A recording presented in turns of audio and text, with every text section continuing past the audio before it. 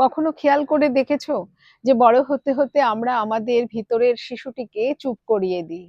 কারণ এই শিশু হচ্ছে আমাদের শৈশব নয়, আমাদের নিজেদের ভিতরের ইনার চাইল্ড, যে হাসতে জানে, খেলতে জানে, স্বপ্ন দেখতে জানে, ভীষণ কিউরিয়াস, সব বিষয়ে উৎসুক ভরে দেখতে জানে।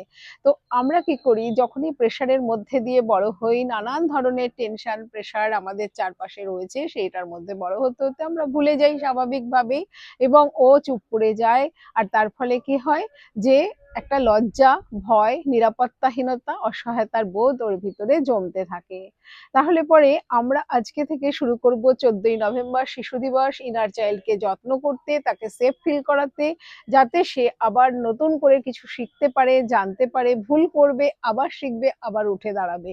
প্রথম হিলিং এর শুরুবাত হবে কিন্তু আমাদের এই নিজেকে সেফ ফিল করানোর মধ্যে দিয়ে, ইনার চাইল্ডকে বাঁচিয়ে রাখার মধ্যে দিয়ে।